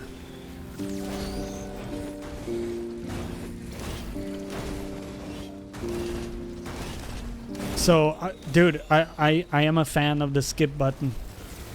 I love having that option. There's nothing like when you really want to binge a show, having that in auto mode, like you don't even have to click skip. It's like the next episode is starting in 5 seconds and it's automatically gonna skip the opening. I'm like, yes. Yes.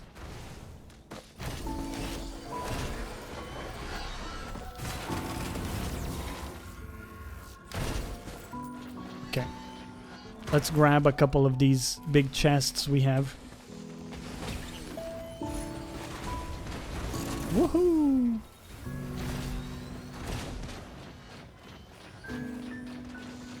It's 50-50. Coincidentally, a lot of new anime you've been watching recently had good openings. I got a feeling with HXH, which had the same opening every single episode, it got pretty tiresome. What is HXH? I haven't watched a ton of anime. Sort of like the big ones, you know? Yo, Dio's best friend, let's go. By the way, Dio's best friend, is that a JoJo reference potentially in the game? I choose to believe it is. Hunter x Hunter. Yes, that's familiar. I haven't watched it myself, but it does ring a bell. Rings a bell.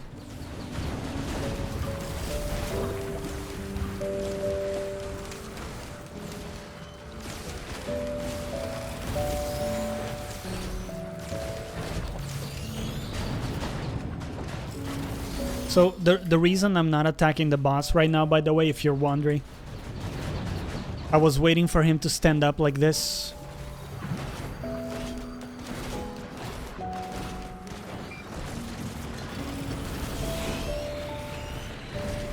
Okay, that didn't work. So the play that I normally try to do is you wait for him to stand up, because then he can't do the suck.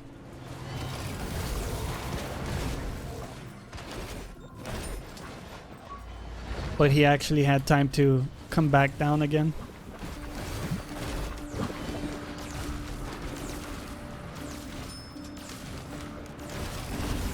Okay. Easy. Easiest boss.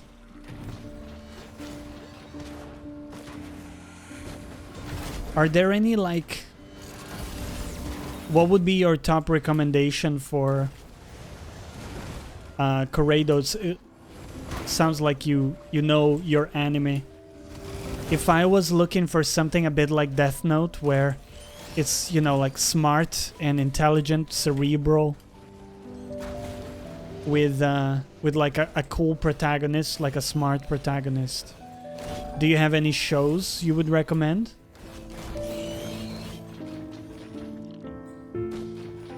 If you can't think of anything, that's fine. To be honest, I found Death Note pretty unique because the protagonist, maybe he was a kid technically, but he was like really mature, you know? And really smart, which I loved. And also the fact that he was basically a bad guy, or he was treading the line, made it really interesting.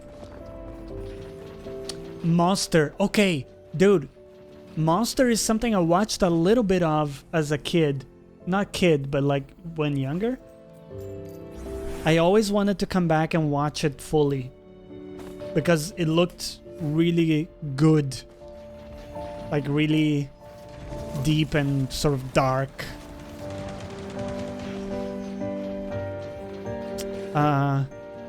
Code GS. Oh, okay, so you're like maybe the second person to recommend that. Code GS. I'll look into it. Let me note it down 1 second. Taking notes of everything. So we got Monster, Anime, and Code GS. Psychopass? Psychopass. Oh, it's written differently. Shit. Hold on. Spyco. Spyco.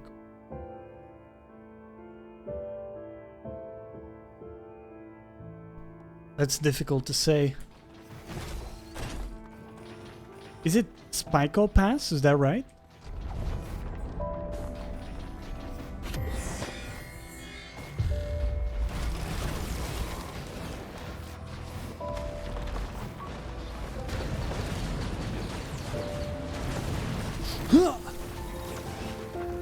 Yeah.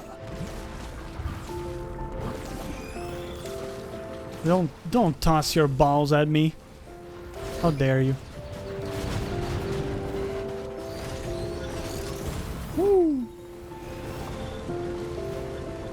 Yo, he's sucking so much health.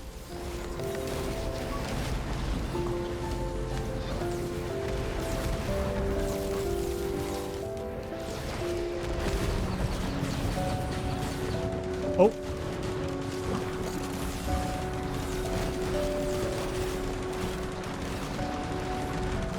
Oh god, we got one of the machine gun dudes. Okay, finish the boss. There we go. Oh. Sir, please. I'm trying to conduct my business here. Oh. Ah.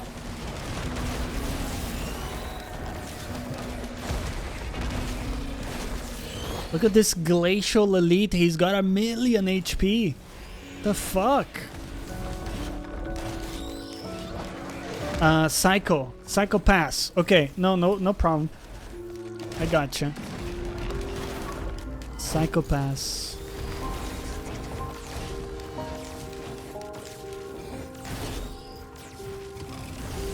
Oh yeah. Okay. We'll take the leeching seed.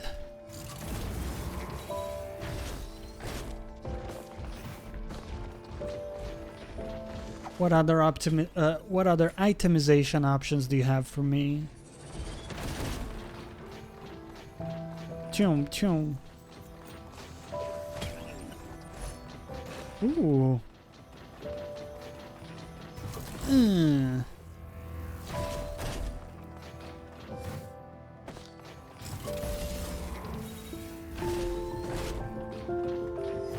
We don't need drones.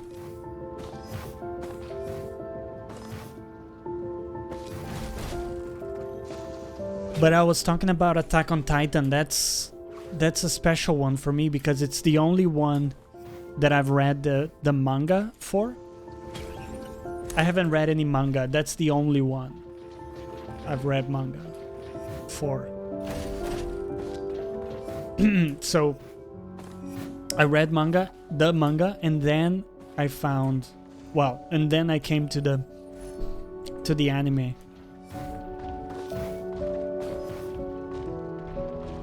And what was interesting about it is they had like a different chronological presentation of events.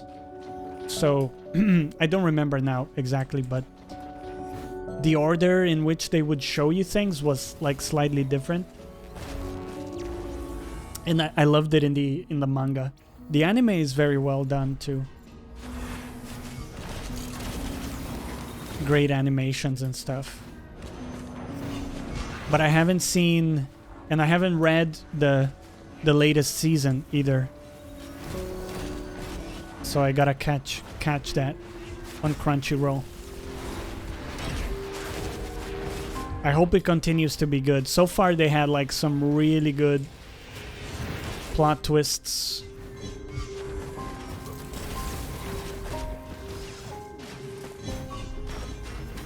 Final season for the anime is coming. Cool.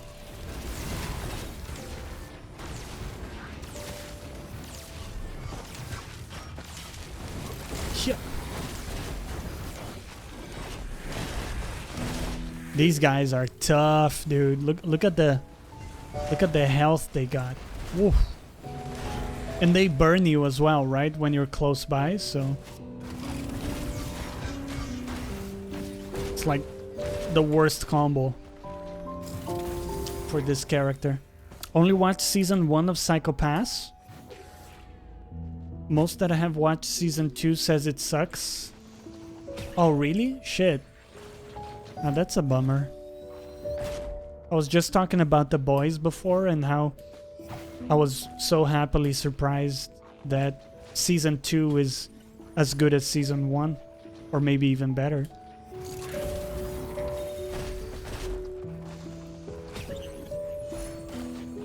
Because it is pretty rare nowadays, I think.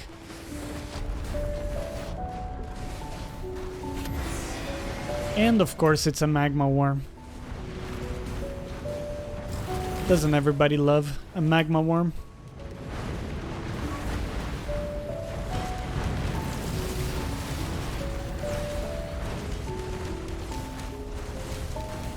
Season 1 is good and self-contained. Gotcha.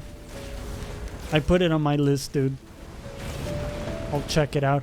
I think Monster was like a very long anime. Like it wasn't a short one, if I remember correctly. So it might take a while until I can get to that. Like maybe on a holiday or something, where I can have some more time to watch a few episodes together. 74 episodes. Yeah, it's a good chunk, right? It's not too bad, to be honest. I thought it was more than that.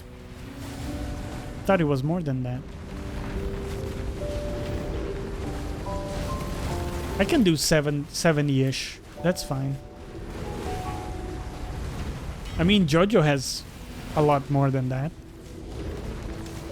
Just part 3 has something crazy, right? Like 40 episodes?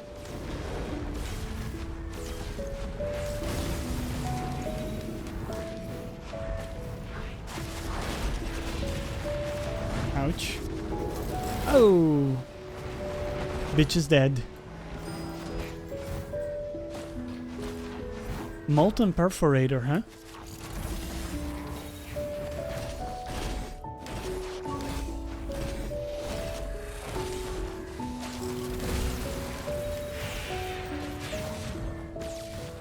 I'm not gonna have enough money for the legendary, sadly. Should have waited around until I had it.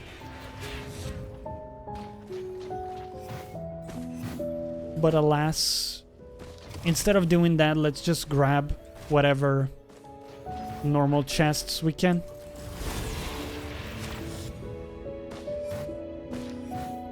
Binged over several days and you were hooked. Yeah, I remember being hooked in that as well. But for some reason I dropped it. I think I only saw a few episodes. But it was like high quality, for sure.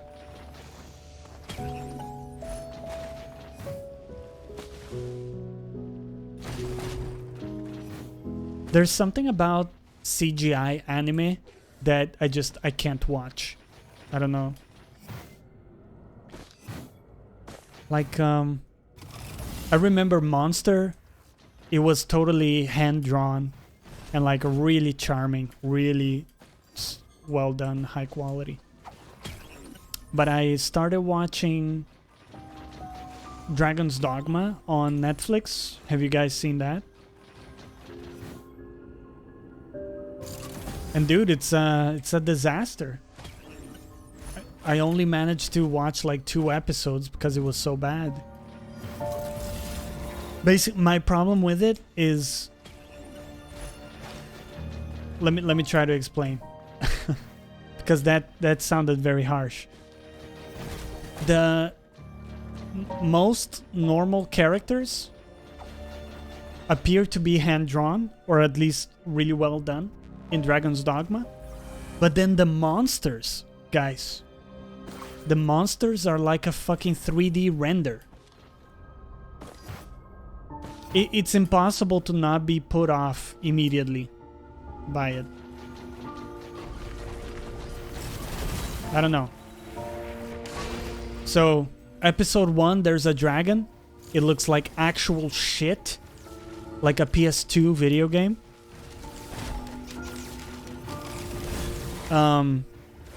And then I go to episode 2. I'm like, well, maybe it was just the first episode. There's like a huge troll. And the troll looks like shit.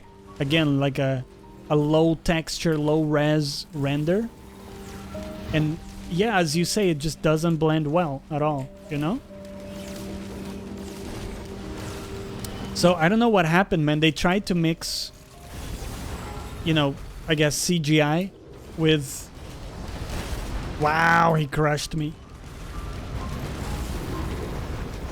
Yeah, they tried to mix CGI with hand-drawn, and for me it didn't work. I don't know. Also, dude, the dialogue was boring as fuck. The dialogue was like... They all had sticks up their butts.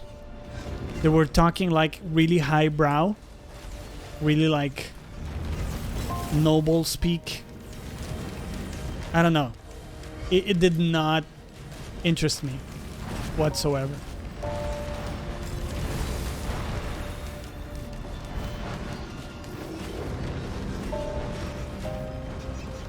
Yeah.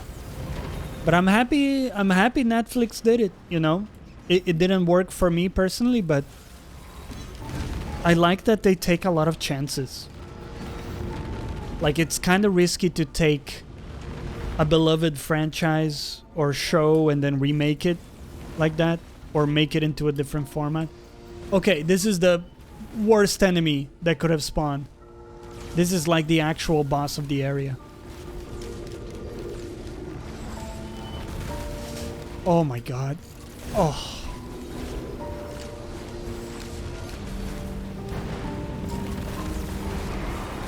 Oh my god, I'm dead. I'm dead. That is the ultimate boss. Hello, Basil. Yes. Come on, buddy. Come say hi. No? Oh. What? Oh! I had Dio's best friend. We had a second life. And I forgot. Do you know what? This is the problem with Dio's. As much as it's a great item, I always forget I fucking have it, guys. I always forget.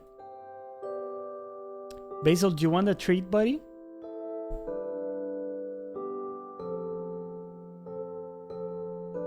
Come on, what do you say? Oh, he wants a treat. Let's go, Basil Cam. Get the treat, buddy. Huh?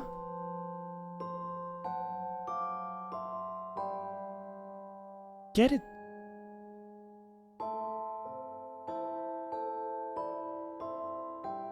Good boy. Who's the best boy?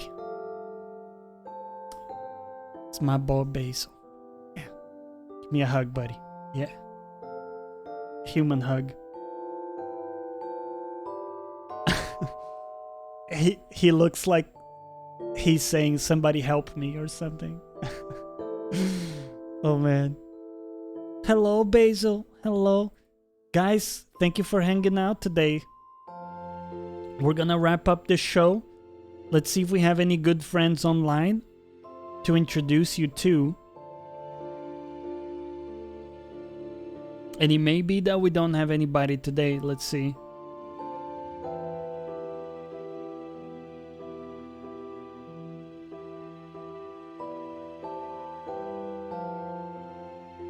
The music fits since it's a lullaby. Yes. Good boy, Basil. Good boy. Dude, I gotta introduce you guys to my Risk of Rain senpai. Are you ready? Oh, hold on. Are you ready? Currently, he's playing the new Spelunky 2 game. But let's go say hi to Mr. Neon Sensei. Give him my regards. Do me a favor and take care of yourself, will ya? It's tough out there. Maybe treat yourself. And I'll meet you in the halfway point of the week for the Hump Day show. Take care, everybody. Much love. And as always, thanks for watching. We'll catch you next time.